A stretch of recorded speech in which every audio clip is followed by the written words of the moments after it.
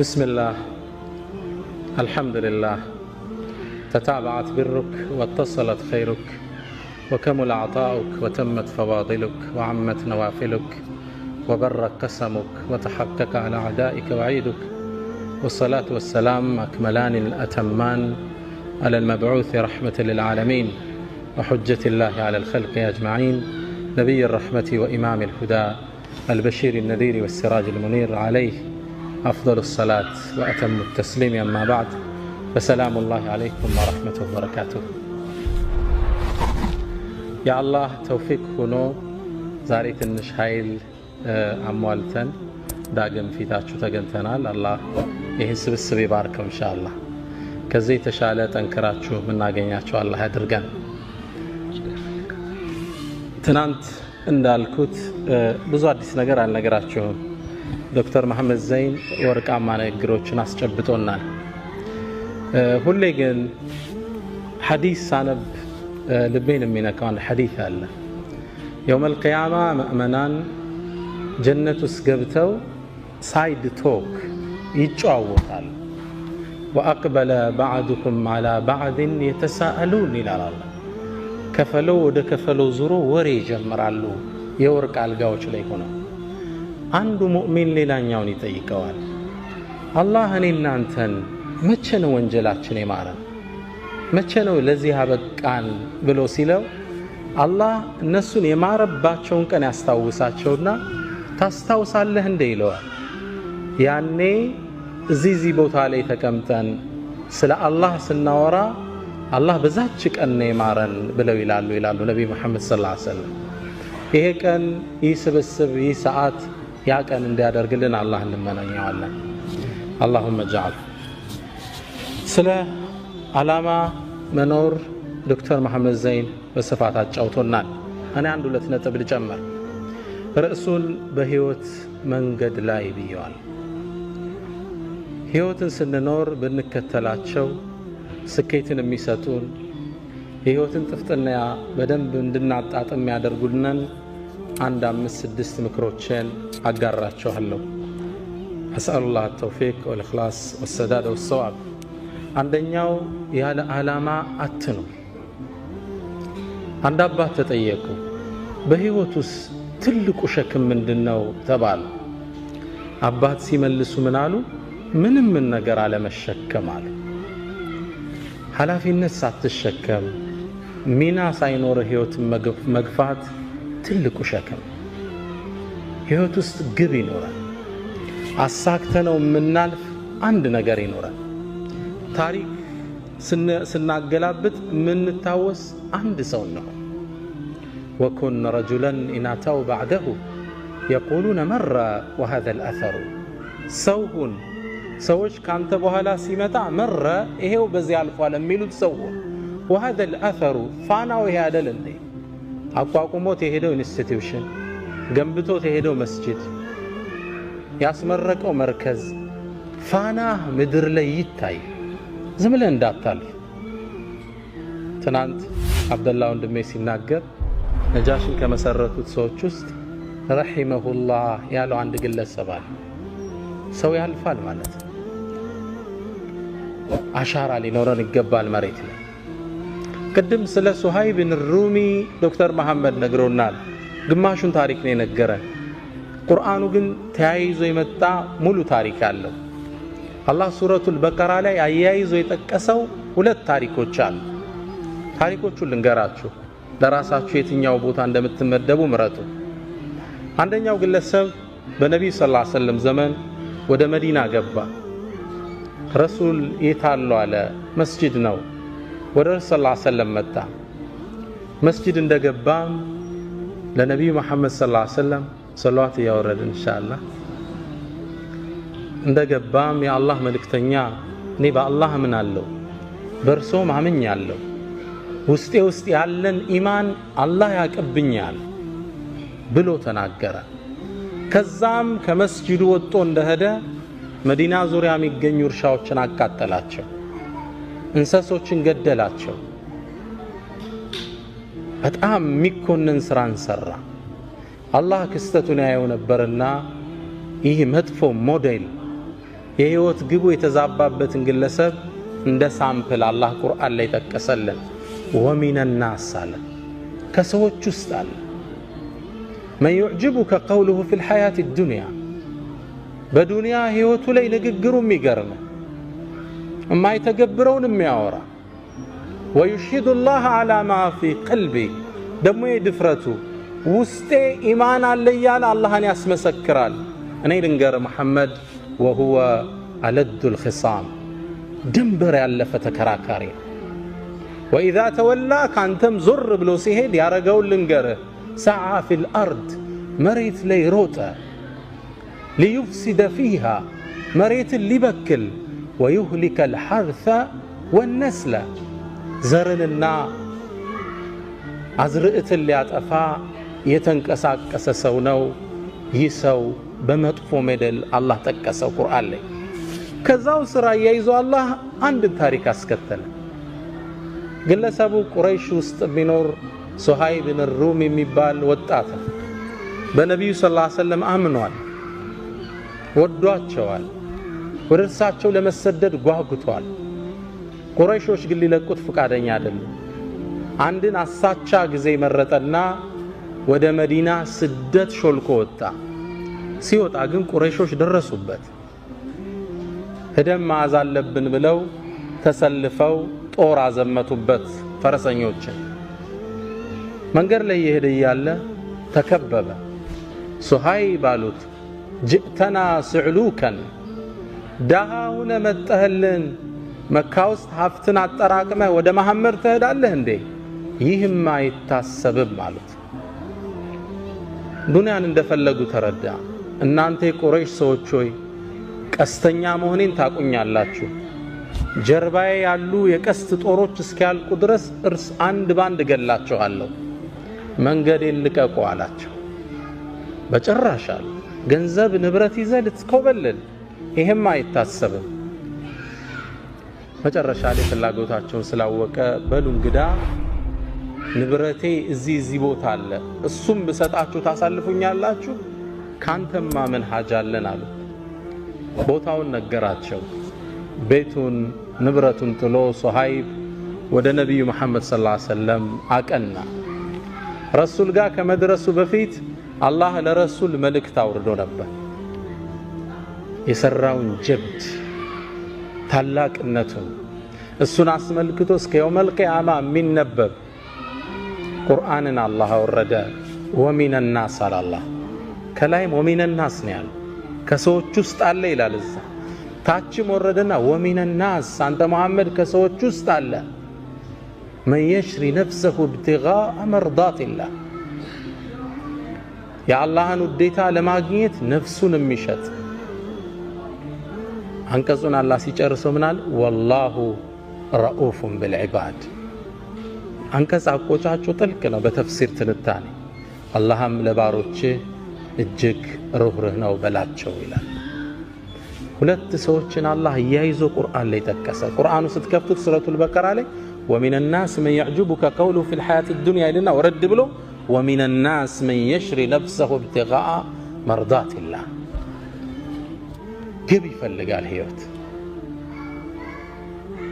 በህይወት ጉዟችን ላይ የመጀመሪያው ትምርቴ ግብ አላማ ይኖራል አናሳንሰው አላማው አቅማችንን የመጠነ ችሎታችንን ያማከለ የሆነ ግብ ይኖራል ለኢስላም የማይሆን ነገር የለም ابن كثير አንድን ታሪክ ይጠቅሳል ታሪኩ ይገርመኛል አንዴ በኸሊፋዎች ዘመን የዛሬ 800 ዓመት አካይ መሆኑ ነው አንድ ያገሪቱ አስተዳዳሪ አንዲት ሴትን መንገድ ላይ በርሱ ዘበኞች አሳፍሶ ሲያስገባት አንድ ግለሰብ ያያል ከመስጂድ ሰውጣ ይወት ይላል እቺን ሴት በግዴታ ወስዶ ከተታት መጥፎ ነገር ሊሰራባት እንደሆነ አውቄያለሁ ወደ ቤቱ ተጠጋውና አባክህን እቺን ልጅ ልቀቃት ስለው ሊለቅ ፈቃደኛ አይደለም እንዴት እቺ ልጅ ጥያት እሄዳለሁ ሴት ልጅ ነች አቅም የላት ሊያበላሿት ነው ይሄን አይቼ ባልፍ አላህ ይቆጣኛል መልቀቅ አለብህ ብዬ ተታገልኳቸው መጨረሻ እኔንም ስበው ከተቱና ጨርቅ አርጋው አወጡኝ ይላል ጣመቱ ቆሳሰል ከዛም ለራሴ ምክንያት ሰጠው እንግዲህ የቻልኩትን ታግያለሁ አልሆነልኝም አደማምተውኛል ወደ ቤቴ ልሄዳል እርምጃ እንደጀመርኩ ልጅቷ አሳዘነች ስለዚህ ምን ላረግ እችላለሁ ከመስጂዱ ጣራ ላይ ወጣውና ለሊት እኮ ነው አዛን አደረኩ ይላል የሰላት ሰዓት አይደለም አዛን ሳደርግ ማህበረሰብ ወጣ እንቅልፋችን አበላሸብን ብለው ተቆጡ መጮህ ጀመሩ ልክ ሲጮህ አካባቢው ላይ የሚያልፉ ፖሊሶች መጥተው ያዙኝና እንዴት የሰውን እንቅልፍ እንዲታውካለ ወደ ኸሊፋው ነው ምን ወስደሃል ወሰዱኝ ለምን ያረክ ብለው ጠየቀኝ ኸሊፋ ሲለኝ ይሄ ዘመድ ታቀዌል የኛ ሀገር አስተዳደር አው እንዲያደርገው የሆነችን ሴት አድኗታል አስለቅቃት ነዋው ስትጣራ ያቺ ሴት ታስራለች ኸሊፋው እንዲለቀቅ እቺን ሴት አደረገ ያን አስተዳዳሪ ከቦታው አነሳው ከዛም ኸሊፋው ምን አለኛለ በል ከዚህ በኋላ አገሪቱ ላይ በደል ስታይ አዛን በላለኛል አመታት ተላለፉ ከአመታት በኋላ አንድ ሰው የአንድን ሰው ንብረት ዘርፎ ታየው የተከበረ ትልቅ ሀብታም ነው ዘርፎ ታየውና ሄደው ቢጠይቁት ሊሰጥ ፍቃደኛ አይደለም ሁሉ ሰው ሄደ አልተቻለ መጨረሻ ላይ ይሄ ሰው ሰማ ወደዚህ ግለሰብ ሄደና ብሩን ተሰጠዋል አትሰጠውም ማለት በጭራሽ አለ እርግጠኛ ነው አዎ አለ እንግዳ አዛን ላለው አለ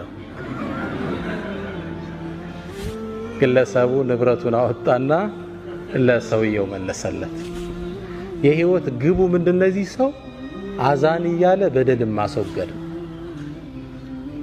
አናሳንሰው ህይወትን ግን ትልቅም ነገር ማለት አይደለም ብቻ አሻራ ይኖራል ትንሽ ሚና ይኖራል በህይወት መንገዳችን ላይ ዱ ሞስታ ፕላኔራ ብያለሁ በእናንተ ቋንቋ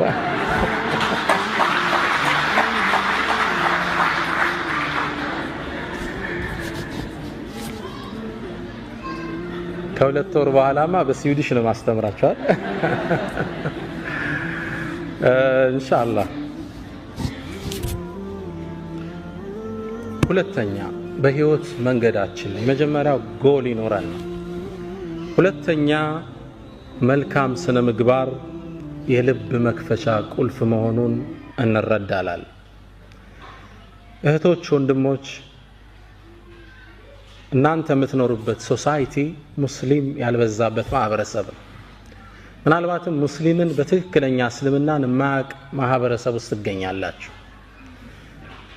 ያ ግለሰብ የሚያቀው እናንተን እንጂ እስልምናን አይደለም እስልምና ትዝ ሲለው በስራ አብሮት የሚሰራው መሐመድ ወይም ፋጢማን ነው ያ ግለሰብ የሚያስታውስ ፋጢማ ጋር ሚስቴክ ካየ እስላም ውስጥ ሚስቴክ እንዳለ ያስባል ስለዚህ እናንተ ቫይስ ጋራንት ኦፍ እስላም ናችሁ የኢስላም አምባሳደር ናችሁ አትጠራጠሩ ጥሩ ስነ ምግባር ካዩባችሁ እስላምን ይወዱታል ያነጻችሁ እንዲን ይናፍቁታል እናንተ ጋር ጋብ ካዩ እስላምን ነው የሚተቹት ቁርአን የሚያውቁት ይመስላችኋል እንዴ አያውቁትም ከናንተ መሃል አንድ ሰው አስነስቼ የቡድሃን መጽሐፍ የሚያቃለ ብል ይመልስልኛል አለ ትርጉሙን አይደለም አይቶት የሚያቃለ መጽሐፉ አታውቁትም ምታውቁት ቡድሂስቱን ብቻ ግለሰብ ግልጽ ነው ምታውቁት ግለሰቡን ነው ጥሩ ከሆነ እነዚህ ቡድሃዎች ግን ጥሩ ሰዎች ናቸው ትላለ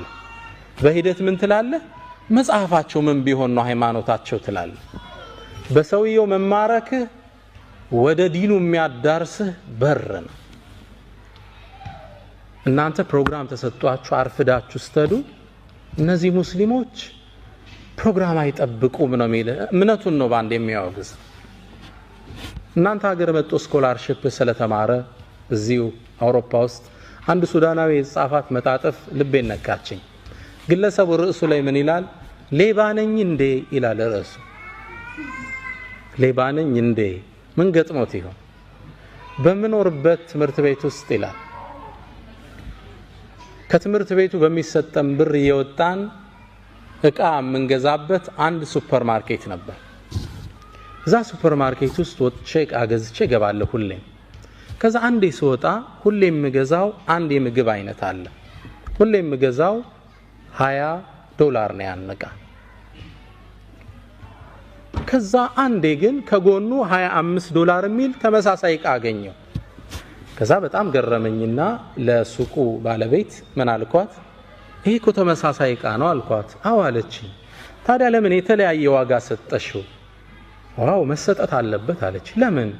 ይሄኛው ድሮ የገዛ ነው። አሁን ግን ስናስገባ ዋጋ ጨምሯል። ስለዚህ ድሮ የገባው በ20 ነው፣ ያሁኑ ደግሞ በ25 ነው አለችኝ።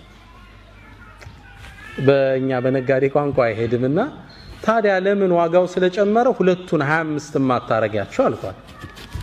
ሎጂካል ነው አይደል? እሷ ጠጋለችና ወደ ጆሮዬ ሌባ ነህ እንዴ አለችኝ። ግለሰቡ ጽሑፉን ሲጨርስ ሌባ ነኝ እንዴ ይላል ሲጨርስ። የአኽላቅ የሰዎችን ልብ የምንከፍትበት ቁልፍ ነው። እቺ ሰው አሁን ምን አይነት ስብዕና ቢኖራት ነው ትላለች። 5 ብር መጨመር ትችላለች። እርግጥም አዲስ የወረደው ምርት 5 ብር ጨምሯል። አኽላቅ አደራችሁን ስፔሻሊ እናንተ ዘንድ ትህትና ይፈልጋል። ለቀጠሩ ታማኝ መሆን ይፈልጋል። እውነተኝነት ይፈልጋል። ሀገር ቢያስወጣ ስነ ምግባር ወደ ሰዎች ልብ የምንሄድበት መንገድ ነው። አደራችሁን። እኔ እዚህ ዩሮፕ ውስጥ ማየው ፓርቲ ገርመኛል። ሳነብም ስከታተልም ደስ የሚል ኢስላሚክ ማነርስ በዘመናዊ መልኩ ቀርጸው እናያቸዋል። እና እናንተ ደግሞ የሙስሊም አምባሳደር ናችሁ። በስነ ምግባር ጉድለት የምንፈጥረው ሰዎች ላይ የባህሪ መናወጥ ብዙ ሊያስከፍል ይችላል። አንተ አንድ ሰው የሥራ ባልደረባ ነው፣ አበሳጭታ አስቆጥተው ብትሄድ ያ ሰው ቀኑን ሁሉ ታውኮ ቢውል አላህ ዘንድ አንተ ወንጀሉን ትጋራለህ። አንድ ጸሐፍት ምን ይላል መሰላችሁ? ድመቷን ማን መታት ይላል። ማን እንደመታት አብራችሁን ይፈልጉ። አንድ ትልቅ መስሪያ ቤት ላይ የሚሰራ የቤት አስተዳዳሪ ለስራ ይገባል። ሲገባ የድርጅቱ ዋና ኃላፊ ተቆጥቶ ነበር። በዛን ቀን ባህሪው ጥሩ አልነበረም። ልክ ስራ እንደገባ ያንን ግለሰብ ወረፈው፣ በጣም ሰደበው፣ አበሳጨው። በጣም ተቆጥቶ አእምሮ እንደጋለ ወደ ቤቱ ነዳ፣ ድራይቭ አረገ። ቤት ሲደርስ በሩ ጋር ማን ጠበቀችው? ሚስቱ ጠበቀችው። ከዛ የተቀበለው ሙቀት አዘነበባት።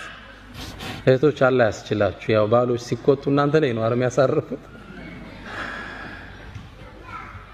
ሚስትን እሱም ሰደባት። ተራ ነገር ነው የምታወራው። ተቆጣት፣ አበሳጫት። እንዴ ምንድን ሆኝ ነው የምትለኝ? ምን አረኩ? መለሰችለት። ያናገራት ፈቃደኛ ጥላት ገባ። ተበሳጨች እሷ። ትንሽ እርምጃ እንደሄደች ከኋላ ልጇ ይጎታታል። ማማ ምንድነው? ቸኮሌት ግዢልኝ፣ ዞር በልፊቴ በጥፊ። እሷም ከባሏ የተቀበለችውን ማን ላይ ጣለችው? ልጇ ላይ ጣለችው። ልጅ ደግሞ እጁ ላይ ለካ ትንሽ ብስኩት ይዞ ነበር። ከስር ድመት መጣ፣ አንጋጣ ስጠኝ ትለዋለች። ቤቢ ደግሞ ተበሳጭቶ ነበርና በካልቾ ጥጋ ደረሰ። ድመቷን ማን መታት? ማን ነው የመታት ድመቷን? ማን? መሐመድ። የመጀመሪያ አበሳጨው የካምፓኒው ማናጀር። ትስማማላችሁ? የስ ማሙሽ አይደለም የመታት። ቤተሰቡ የተቀባበለው መጀመሪያ የተለቀቀበትን ሰዓት ነው። አንተ አንድ ሰው ላይ የምትፈጥረው መናወጥ፣ የስነ ምግባር ጉድለትህ ብዙ ፋሚሊ ሊያዛባ ይችላል። ስነ ምግባር ወደ ሰዎች ልብ የምንሄድበት ምንድነው? መክፈቻ ቁልፍ ነው። በህይወት ጉዟችን ላይ ጥሩ ስነ ምግባር ይኑረን። ሁለተኛው ምክር እሱ ነው። ሶስተኛው በህይወት መንገድ ላይ ለሰዎች ቅን ሐሳብ ይሁን። ደግነት ለራስ ነው፣ መጥፎነት በራስ ላይ ነው። አላህ ቁርአን ላይ አንድን አዋጅ ይናገራል። ኢና አሕሰንቱም መልካም ብትሰሩ አሕሰንቱም ሊአንፉሲኩም ለራሳችሁ ነው፣ ውጤቱ ወደ እናንተ ነው የሚመለሰው። ወኢን አሳእቱም መጥፎ ብትሰሩ ፈላሃ በነፍሶቻችሁ ላይ። ደግነት የህይወት መርሃችን ይሁን። በህይወት ጉዟችን ላይ ኢንሻአላህ ደግ እንሰብ፣ ለሰዎች መልካምን ለማድረግ እንሰብ። ደግነት ነፃነት አለ። ፈላስፋዎች ሁሉ ዓለም ላይ ያለፉ ፈላስፋዎች ፊሎሶፈርስ በሁሉም ሐሳብ ላይ ተለያይተዋል። ስለ አላህ እንኳን ተለያይተዋል። የነ ኒቼን መጽሐፍ ብታነብ God is dead የሚለውን ሐሳባቸው መፋለስ ታየዋል። በአንድ ሐሳብ ላይ ግን ተስማምተዋል። እርካታ የሚገኘው ከመስጠት እንጂ ከመቀበል አይደለም። እንዲህ ብዙ ብር ስታገኝ ይመስላል እርካታ የምታገኝ፣ ከመስጠት ነው ሃፒነስ ያለ። ደግ በህይወት ጉዟችን ላይ ደግ ሰው ነው። ለሰው ቅን እንሰብ። የሥራ ቫካንሲ አየህ ስራ ላይ እንትና እኮ ስራ የለውም ደውለህ ጥራው። እህቴ የሆነ ጥሩ ሰው አየሽ እገሌ እኮ ለእንትና እንዲህ ሊሆናት ይችላል። ቅን ማሰብ ለሰው። ለሁለቱም የቁርአን አንቀጾች ሁለት ምሳሌ ልስጣችሁ። ኢና አሕሰንቱም ሊአንፉሲኩም ደግነት ለራስ ነው። ዶክተር ራቲብ ነቡልሲ ያወሩት ታሪክ ነው። እርሳቸው ስላወሩት ነው እኔም ታሪኩን ምደግመው። አንዴ ይላሉ አንድ የመስጂድ ኢማም ኸጢብ አሰጋጅ ናቸው፣ ትልቅ ዓሊም ናቸው። በህልማቸው አንድ የሚገርማቸውን ህልም አዩ። በህልማቸው ያዩዋቸው ነብዩ መሐመድን ሰለላሁ ዐለይሂ ወሰለም። አላህ ሁላችንን ይወፍቀን ኢንሻአላህ። ነብዩ መሐመድ ሰለላሁ ዐለይሂ ወሰለም ሐዲስ ላይ እንደሚሉት መን ረአኒ ፈቀድ ረአኒ ፈኢነ ሸይጣን ላ የተመሰሉ ቢ፣ እኔን ያየኝ አይቶኛል፣ ሸይጣን በእኔ መመሰል አይችልምና ይላሉ። አላህ እርሳቸውን ከሚያዩት አላህ ያድርገን። በህልም ይህ የመስጂድ ኢማም አዩዋቸው። ነብዩ መሐመድ ሰለላሁ ዐለይሂ ወሰለም አንድን ኃላፊነት ለግለሰቡ ሰጡት። ከመስጂዱ ጥግ የሚኖር እገሌ ገሌ የሚባል ሰው አለ፣ ሂድና በጠዋት ቤቱ ፈበሽርሁ አነሁ ጃሪ ፊል ጀና፣ ጀነት ውስጥ ጎረቤቴ እንደሆነ ንገረው። ከባድ ብስራት ነው አይደል? ኢማሙ ከእንቅልፍ ነቁ። ይህም ብስራት እሳቸውም ዓመታት ያሰገዱት አላገኙት። ስንት ሰው ያስተማሩ የነቢዩ ጓደኝት በጀነት ጓደኛ ማን ይሆን ግለሰቡ? ወደ ቤቱ አቀኑ። ቤቱን ሲያንኳኩት መስጂድ ላይ በርቀት የሚያውቁት አንድ ግለሰብ። በጣም ተገረሙ። እኔ አንድን ነገር ልነግርህ ነው የመጣው አሉት። ምን ብትሰራ ነው? ረሱል ሰለላሁ ዐለይሂ ወሰለም በጀነት ጎረቤታቸው እንደሆንክ እንድነግርህ ላኩኝ። ምን የሰራኸው ኸይር ስራ አለ አሉት። ግለሰቡ ምን አለ? ምን ኸይር ስራ አለኝ ብላችሁ ነው? ምንም የለኝም በጭራሽ። አንተና አላህ የምታውቁት ትልቅ ምስጢር አለ፣ በአላህ የሆነብህ ንገረኝ አሉት። ግለሰቡም ሼህ ያው ሀያ ያዘው። ከጠቀመውት አንዲት ስራ አለችኝ እሷን ላጫውታችሁ ንገረኝ አሉት። አንዲት እንግዲህ ሲኖር ለጋብቻ ወሰነና አንዲትን ወጣት ለጋብቻ ጨዋት ይላል። ሳገባት ንጹህ ሴት ናት ብዬ ነው። ነገር ግን ማላቀው ታሪክ ነበራት ልጅቱ።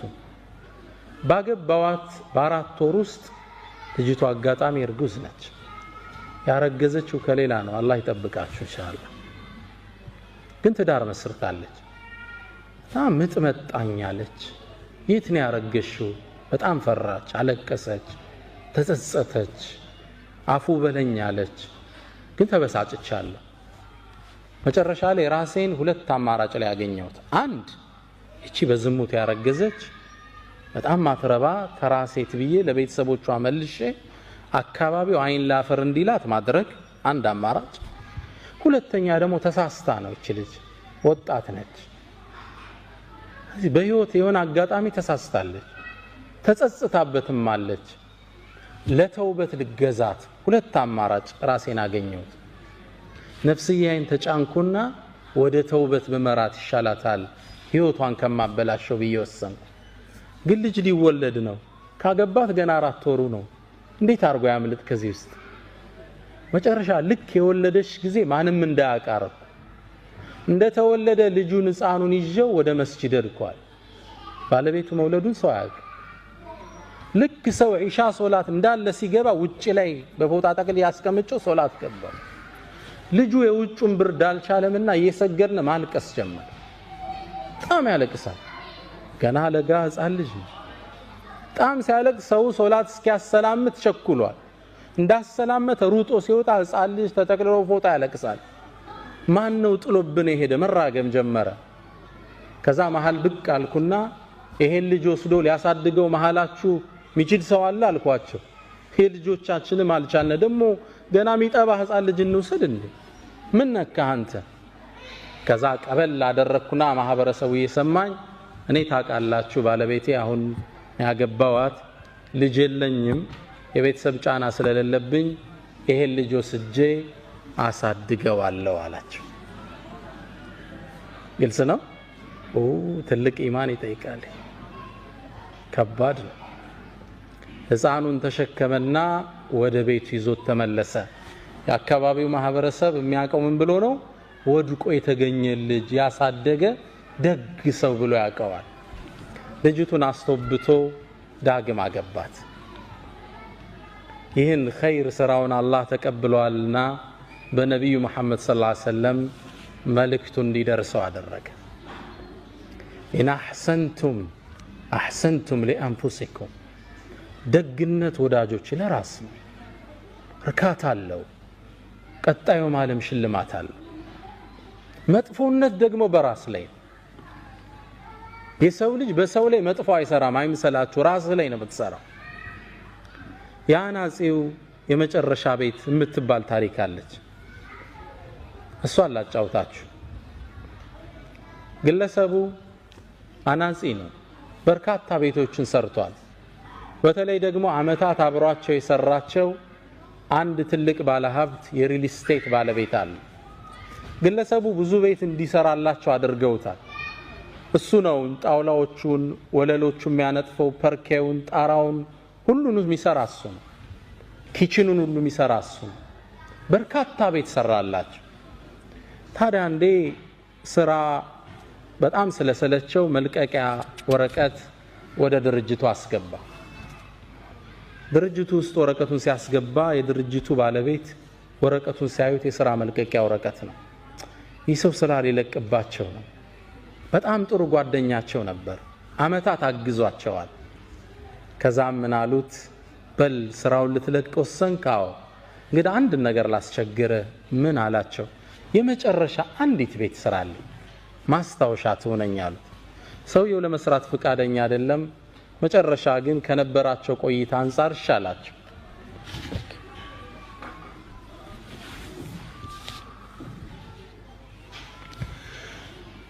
ቤቱን ለመስራት ወሰነ።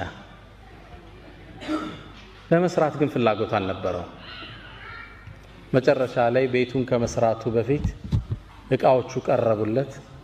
ይህን ስራ በጥራት ብሰራው አይሸልሙም፣ ባልሰራውም ስራ እየለቀኩ ነው፣ ምን ገደደኝ ብሎ ወሰነ። ከዛም ቤቱን እንደነገሩ የመጨረሻ ቤት ስለሆነ ጠገንገን አድርጎ በማይረባ እቃ ጥራት በሌለው አሰራር ቤቱን ሰራው። የግለሰብ አይደለም ቤት ኪችን መሆን የማይችል ቤት ሰርቶ ለእርሰውየው ቁልፉን ወሰደላቸው። ሰውየው ደግሞ ቁልፉን እንደተቀበሉ ወዳጀ ወይ ያሉት ዙረው፣ ይህም ቤት ስራልኝ አልኩ ለኔ አልነበረም፣ አመታት ከኔ ጋር ሰርተሃል፣ ለአንተ ማስታወሻ እንዲሆን ፈልጋለሁ። ወኢን አሳእቱም ፈለሃ፣ ይህ ቋሚ ህግ ነው፣ እንዳትጠራጠሩ። ደግነት ለራስ ደግ ነው። ደግ ከመሆን የሰው ልጅ ምን ይከስፋል? በሐሳብ ቀን ደግ ለሰዎች፣ መጥፎ ዙሮ ይጠልፋል፣ አትጠራጠር። አንድ ግለሰብ ባለቤቱ ጋር ልግባባ ይላል በወሬ። አጋጣሚ ተቆጥቶ የሆነ ነገር አደረኩ ሲል ማይሆን ቦታ ይመታትና ትወድቅበታለች። ስትወድቅበት ትንሽ አያት፣ ትንፋሿ ቀጥ አለ፣ ሞተችበት። ደነገጠ። ምን ያደርግ? ገደልኳት ቢል ዕዳ ነው፣ ለወሬም አይመችም። ምን ያደርግ? አንድ ጓደኛ አለው፣ ደግ ያልሆነ ጓደኛ። ባለቤቴን እኮ ሳላቅ እንዲያርጌ ስመታት ገደልኳት፣ ምን ላድርግ አለው። እንግዲህ አጋጣሚ ወድቃ ሞተች ብለ እንዲያደርግ መፍትሄ ብዙ አለ አይደል? ሸረኛ ነበርና መጥፎት መውጫ ነገረው። አይ የምታረገውን አንድ አቋራጭ መንገድ ልስጥህ አለው። አንድ ወጣት፣ ቆንጆ ወጣት ሲያልፍ ያዘውና እሱን ገደለውና ላይዋ ላይ ጣለው። ከዛም ዚና ስትሰራ አገኘዋት፣ ተበሳጨች፣ ሁለቱንም ገደልኩ ብትል ይሻላል አለ። ግለሰቡ መውጫ መሰለውና አው አሻራዬም ይኖር ይሆናል እሷ ላይ መመርመሩ ስለማይቀር እንደገደልኩ ይታወቃል፣ አሁን የሰጠህ መውጫ ቆንጆ መውጫ ነው አለ። በሩጋ ሆኖ ይጠብቃል። አንድ ለግላጋ ቆንጆ ወጣት አለፈ። ወደ ቤት ጋበዘው። ልክ እንደገባም የሚስቱን ጽዋ ቀመሰ። ወጣቱን ላዩ ላይ ጣለ። ቤተሰቡን ጠራና ይሄው ጉድ ሰራችኝ፣ ጉድ ሰራዋታል። ይሄ ታሪክ በዚህ ተቋጨ። ያ አስተያየት የሰጠው ጓደኛው በዛ ምሽት ቆዝሞ አመሸ። ሰዓቱን በየደቂቃው ይመለከታል።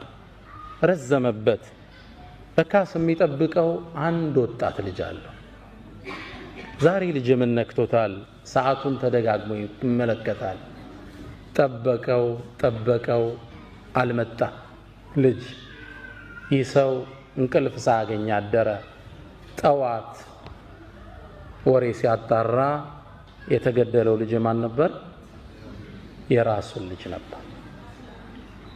ወኢን አሳእቱም ፈላ። በህይወት ጉዟችን ላይ ሶስተኛው ምክሬ ደግ ነው። ቅን እንሁን ለሰዎች ለውጥ እንሳብ። ለእህትሽ እድገት ሐሳብ ይሁን። ማንን ይጎዳል ደግነት? ማንስ ነው ደጉ ነው የጠፋው? ደግነት ዋጋው ወደ ራስ ይመለሳል። በህይወት ጉዞህ ላይ ሌላው አራተኛው ምክሬ ሁሌም ተሐድሶ ያስፈልጋል። ሁሉም የህይወት ክፍሎችህን ሁሌም ልታንጻቸው ይገባል። የሰው ልጅ አራት ነገሮች እንዳሉት ይታመናል። አእምሮ፣ መንፈሱ፣ አካሉና ስሜቱ። ማይንድ፣ ቦዲ፣ ኢሞሽን እና ስፒሪት ይሉታል። አራት ነገሮች አሉ። እነዚህ በህይወት ጉዞህ ላይ ሁሌም እድሳት ያስፈልጋቸዋል።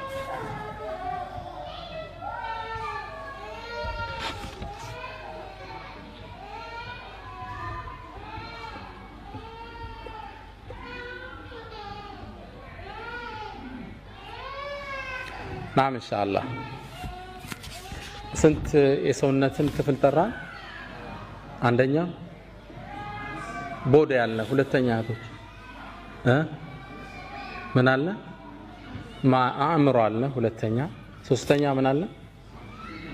ስሜት አለ፣ ኢሞሽን አለ። አራተኛ ዋናውን ረሳችሁ፣ ስፒሪት መንፈስ አለ የሰው ልጅ። እነዚህ አራቱን ሁሌም ማደስ ጥገና ያስፈልጋቸዋል። ባላንስድ ላይፍ ምንለው አለ። እነዚህ ማሟላት አለብን። አእምሮ በንባብ መልካምን ነገር በማዳመጥ ሐላል የሆኑ ፊልሞችን ቢሆን በመመልከት አእምሮ ይፋፋል፣ ይዳብራል። ግልጽ ነው። አካል ፊዚካል ኤክሰርሳይዝ በመስራት ባላንስድ ኤክሰርሳይዝ ይሉታል። የተመጣጠነ ስፖርት ማለት ነው። ብዙ ጊዜኛ ስፖርት በትክክል አንሰራም አይደል? ነሸጥ ሲለን ጅም ነዳለን፣ ከዛ ወር እናቆመዋለን። ይሄ የበለጠ ያወፍራቸዋል። ጥንቃቄ ይወሰዱበት። እኔ እየሰራው ኮን ስፖርት መወፈር የሚል ሰው ይገጥማቸዋል አይደል? ባላንስድ አይደለም። ትለጥጠውና ምግብ ይገባል መልሰህ። ለዛ ነው ስፖርት በሳይንስ ደረጃ የሚታወቀው በሳምንት 3 ቀን ለ1 ሰዓት ያህል ግልጽ ነው። አሊያም 5 ቀን ለ20 ደቂቃ ያህል። ፎርሙላው ግልጽ ነው። 5 ቀን ለ20 ደቂቃ ያህል ዱብ ዱብ ዝልዝል ሮጥ ሮጥ ያስፈልገናል። አተነፋፈስ ይስተካከላል፣ የሰውነት ሼፕ ይስተካከላል፣ ጥንካሬ አብሮ ይወለዳል። አካል መጀመሪያ በስፖርት፣ ሁለተኛ ዳይቲንግ አመጋገብ አለ። ግልጽ ነው። አመጋገብ የተመጠነ አመጋገብ፣ ከምግብ በፊት 30 ደቂቃ በፊት ውሃ መጠጣት። ውሃ አንዳንዴ እየበላ መጠጣት በሳይንሱ አይመከርም። ከምግብ በፊት 30 ደቂቃ በፊት ውሃ መጠጣት። ውሃ ደግሞ ከምግብ በኋላ እንጠጣ ካለ 30 ደቂቃ ቆይተን መጠጣት አለብን። ግልጽ ነው። ፍሩት ብዙ ጊዜ ልመዱ ተብሏል። አሁን ተቆራርጦ አብሮ ይቀርብልናል። የፍሩት አመጋገባችን መስተካከል አለበት።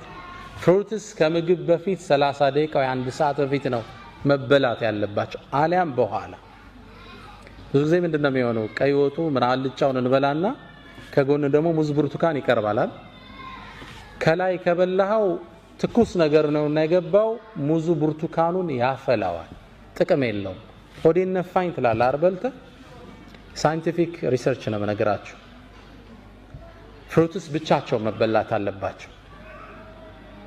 ቀድመው ይበላሉ፣ ጨጓራ ላይ ተነጥፈው ይቆያሉ ቦታ ቦታ ይዘው። በዛ ላይ ሌላ ምግብ ሲጨመር ለጤንነት ጥሩ ነውና ሁለተኛው ምናድሰው የመጀመሪያው ምንድነው? አካል የስፖርት አንድ፣ ሁለተኛ አመጋገብ፣ ሶስተኛ ስትሬስ ማኔጅመንት ይሉታል ዶክተር ስቴቨን ኮቬይ 7 Habits of Highly Effective People የሚል መጽሐፍ አላቸውና እዛ ላይ ሶስተኛው ስትሬስ ማኔጅመንት። ህይወት ያው በጭንቀት ማዕበል ትናጣለች አይደል? ሁሌም ከሐሳብ አባርተን አናቅም። ትዳር ያሳስባል፣ ስራ ያሳስባል፣ የወላጆች ጉዳይ ያሳስባል፣ ዳዕዋው ያሳስባል፣ የዓለም ሁኔታ ያሳስባል። ከስትሬስ ውስጥ አለን፣ ጭንቀት ውስጥ። ይሄ ማኔጅ ማድረግ አለብን። ህይወት ሁሉም ቤት አሳይመንት አለው አይምሰላችሁ። አእምሮ አሸብርቆ ብታዩት ግን ውስጡ የሚያስጨንቀው አጀንዳ አለው፣ አትጠራጠሩ። ስለዚህ ጭንቀት ሲመጣ ማኔጅ ማድረግ አለብን። ዱንያ ኃላፊ ነች፣ ከልኩ አያልፍም። ሁሉም ነገር ለኸይር ነው። ራስህን እየጠገንክ አካልህን መጠበቅ ወሳኝ ፓርት ነው። በህይወት ጉዞ ላይ አራቱን ጠብቃቸው። አንደኛ ምን አለ? አሁን ያነሳ ነው አካልን በአመጋገብ በስፖርት ጭንቀትን በመቆጣጠር። ሁለተኛ ስፕሪት፣ ለዚህማ ሙእሚኖች ነን። መንፈስ ጥገና ያስፈልገዋል። ዚክሮች ያስፈልጉናል። ቁርአን ዊርድ ያስፈልገናል። አላህ ይወፍቀን። ረመዳን ላይ ከቁርአን ጋር የተፋታን ሰዎች እንበዛለን አይደል? አለ እንደ ከዛ በኋላ ያነሳ ኪታብ አይመስለኝም። ቋሚ ይዞ ቢያንስ 1 ፔጅ በቀን ሚላል ለማላችሁ አላህ ያዘነለት ካለ ደስተኛ ነኝ። ቋሚ የሆነ የመንፈስ ግንባታ ይፈልጋል። ዳዕዋዎችን ዩቲዩብ ላይ ያወረድን ማዳመጥ፣ ሲዲዎችን ማዳመጥ፣ ኢስላሚክ ቡኮችን ማንበብ ኢማን ሊጨምሩ የሚችሉትን ኢማን ተሐድሶ ይፈልጋል። አሊያ ሶላት እኮ እየከበደ ይመጣል። እናንተ ሀገር ደግሞ አንዱ ሶላቱን መደመር ያው የቀለለ ነው የሰራው ሲስተማችሁ። ኢማኑ ይላላና አንድ ላይ ተሰበስበዋል። ሶላት እንዴት ነው አልኩት። ውጭ የሚኖሩት አሜሪካ ወንድም አለኝና አም ጉድ አለኝ። ግን እንደው የምቸገረው አንዳንዴ 5ቱም ባንድ ያሰልፋቸዋል አለ። በቃ ከዙር ከሱፊ እስከ ኢሻ ያለውን ኢሻ ላይ ነው ገብታ የምትሰግደውና የመንፈስ ተሐድሶ ይፈልጋል። ህይወት በኢማን ጥንካሬ ካሉን ማታልፋት መከራ ነች። ኢማን ሲኖር ችግሮቹ ሊያንሱብህና ደስተኛ ነህ ሁሌ። ከዛ ነው ጥሩ ኢማን ያላቸው ሰዎች ሲበሳጩ ብዙ አታያቸው። ከልኩ ያልፍ ዱንያ አይደለች እንዴ? ላ አይሽ ኢላ አይሹል አኺራ። ዋናው ሀገሬ ላይ አይደል እንዴ? why do I bother about it? ኢማን ተሐድሶ ሲጎለው ነገር ይጀመራል። ባልና ሚስት አለመግባባት ይጀምራሉ። እሷም ኢማኗ ይቀንስና አንተም ግባና ኪችን ስራ እንጂ ማለት ትጀምራለች። ያው ማገዝ አለባችሁ ኢንሻአላህ። አላ ኩል ሐል ምን ይጀምራል? አለመግባባቶች ይፈጠራሉ። ኢማን ተሐድሶ ይፈልጋል። ጾሞች፣ ቁርአን መቅራት፣ እነዚህ መርሳት የለብንም። ምናልባት ማይንድ ብያለሁ፣ አእምሮ በንባብ ጥሩ ነገር በማዳመጥ ይፋፋል። ህይወት ይላል አልበርት አንስታይን፣ ህይወት እንደ ብስክሌት ናት ይላል። ሁሌም ላለመውደቅ ባላንስህን ጠብቀህ መረገጥ አለብህ ይላል። ከዚህም መዚህ መጠበቅ አለ። በአእምሮህንም አካልህንም መንፈስህንም ስሜትህንም ሁሌ ባላንስ አድርገህ መሄድ አለብህ። አንዱ ላይ ብቻ እናተኩርሽ። ባላንስድ ህይወታችን ሻርፕን ደ ሶው ይሉታል። ሁሌ መውረዱን መሳል ይፈልጋል። ስትታደስ ነው የመስራት ወኔ የሚጨምረው፣ የመለወጥ ወኔ የሚያድገው።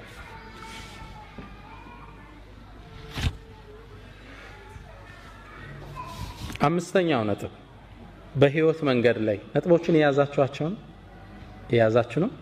ነጥቦቹን ነው ሐሰን በሲዲዮ አታሏችሁ ነው ያው ይደርሰናል ብላችሁ ነጥቦችን አንርሳችሁ ኢንሻአላህ። ያለ ዓለማ አትኑር ብለናል። መልካም ስነ ምግባር የልብ መክፈቻ ቁልፍ ነው ብለናል። ሁሌም ደግ ሁን ብለናል። አምስተኛ ሁሌም ተሐድሶ ያስፈልጋል ብለናል። ስድስተኛ የምንጠቅሰው ሁሉንም ማስደሰት እንደማትችል እርግጠኛ።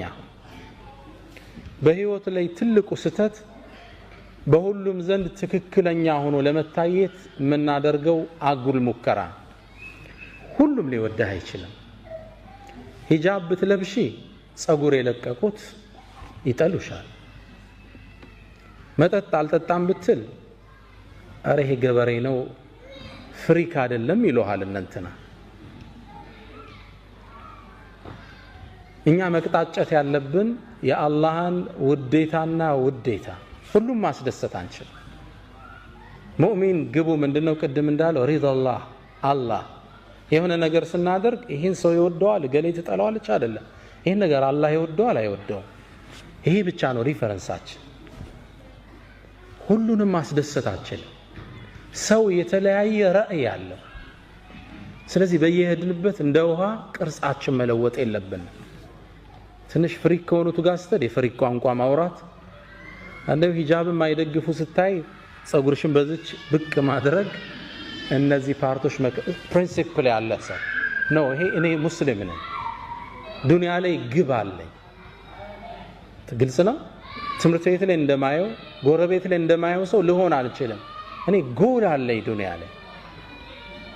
አንድ አባት ለልጃቸው የሰጡትን ምክር እኔም ላካፍላችሁ። አባት በእድሜ እንደገፉ ረጅም እድሜ ያስተማራቸውን ታሪክ ለልጃቸው መናገር ፈለጉ። ልጄ ሆይ አሉት፣ ነገ በጠዋት እንነሳለን፣ ረጅም ጉዞ ነውና ምን ሄደው አንድ አህያ አዘጋጅ፣ ስንቅም እንዳትረሳሉ። ልጁ በጣም የሚወዳቸው አባቱ ትልቅ ትምህርት ሊሰጡት ነው። ከእርሳቸው ጋር በመዋሉ ደስተኛ ሆነ።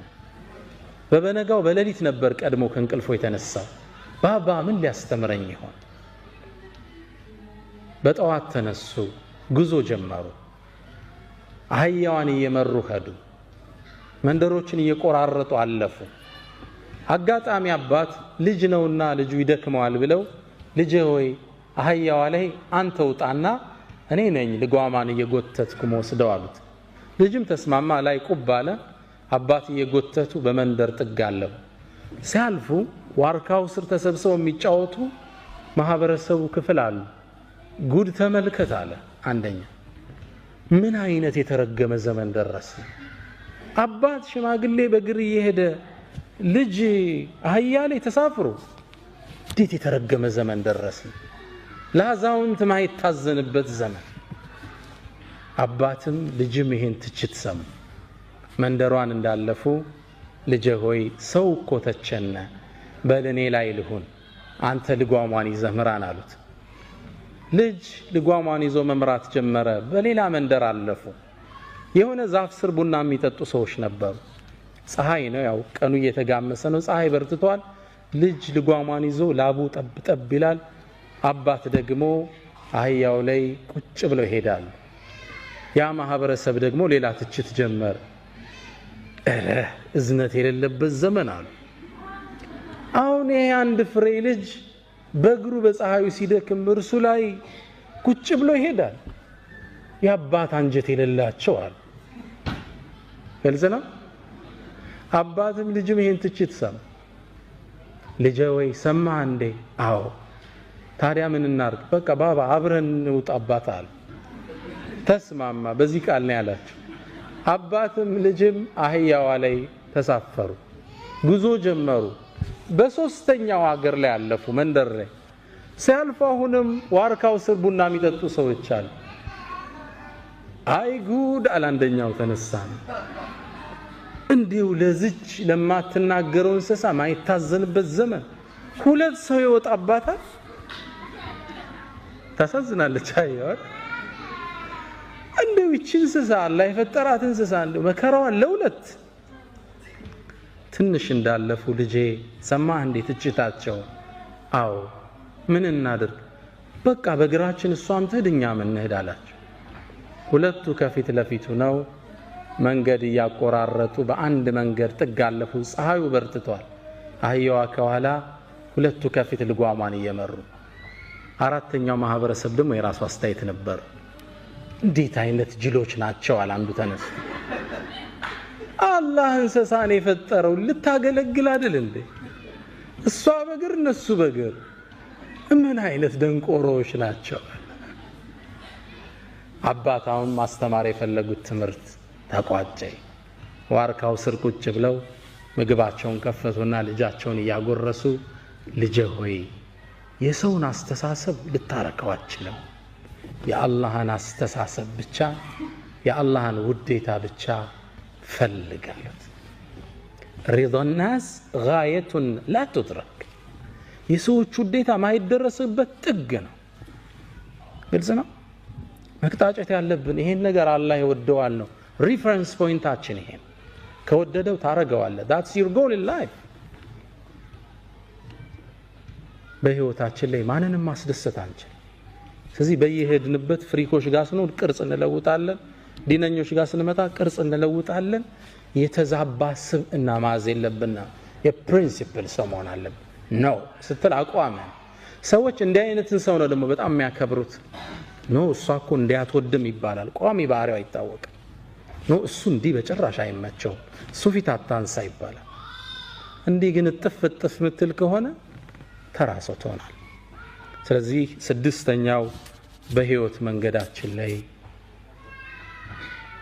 የሰዎችን ውዴታ ትተን የአላህን ውዴታ እንቅጣጭ ግባችን አላህ ይሁን ዱንያ አጭር ነች አይደል ወንድሞች ስንት አመት ከፍተኛ 50 60 ሾርት ቱ ሾርት ምናልባት አብዛኞቻችን እስካሁን የኖርነውን ያህል ላይቀረን ይችላል አብዛኞቻችን ከኖርነው ሩቡን ነው ከዞዲያ ምን ጨምረው ምናልባት it's too short ቅርጽህን መለወጥ የለበት ፕሪንሲፕል ዋይዝ መሆን አለበት አላማ ያለህ ሰው ጎልህ አላህን ነው ወደሱ መቅጣጨት ምናልባት እንደ መጨረሻ አንድ አካል መሆናችንን አንርሳ የትናንቱን ትምህርት ለማጠናከር ነው ነብዩ መሐመድ ሰለላሁ ዐለይሂ ወሰለም مثل المؤمنين في تواديهم وتراحمهم وتعاطفهم የሙእሚኖች እኮ እርስ በርስ መዋደድ አንዱ ለአንዱ የሚያሳየው ዘኔታ አንዱ ለአንዱ የሚያሳየው የስሜት ዝንባሌ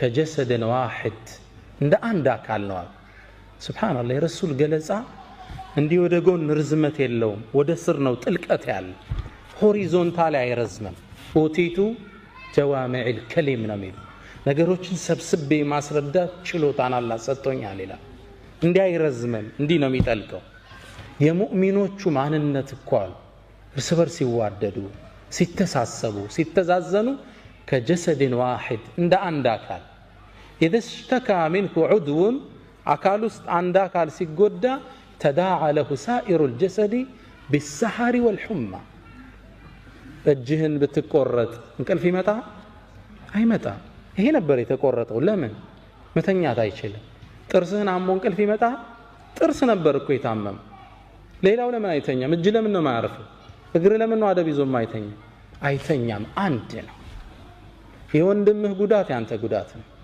የእህትሽ ውድቀት ያንቺ ውድቀት ነው አንድ አካል ነው ለመጠፋፋት ማሰብ የለብንም አብረን ነው ወድቀው አንዴ ይባላል እኮ ጥርስ ተበሳጨና ምላስ ላይ ዛቻን አቀረባል ምናባዊ ወሬ ነው ጥርስ ተበሳጭቶ ነው አንቺ ምላስ አርፈሽ ቁጭ ካላልሽ ቀርጥፌ ነው ማሳረፍሽ አላት ግልጽ ነው። እዛው አኝኬ ነው ማሳረፍሽ ስርዓት አድርጌ አላት። እሷም በስጨት አለችና አንተም ስርዓት አልስካልክ አንዱን ተሳድቤ ነው ማስረግፍ አለች። ግልጽ ነው ግልጽ አይደለም? አንተም ብቻ አይደለም ከነ 32 ቤተሰብን ማስወጣ አለች። መጠፋፋት ነው የሚሆን። ግልጽ ነው። እኔን አንተ ለማጥፋት ስታስብ አንተም አብረህ ነው የምትወድቅ። የሙስሊም ሚዲያ ሆነ መሪህን ስተች መሪው ደግሞ አንተም ቢተች አብረህ ነው የምትወድቅ። መጠፋፋት ይሆናል። እዚህ በህይወት ጉዟችን ላይ አንድ አካል እንደሆነ እንሰብ። አንዱ ለአንዱ ጉድጓድ አይቆፍር። አንድ አካል ነው።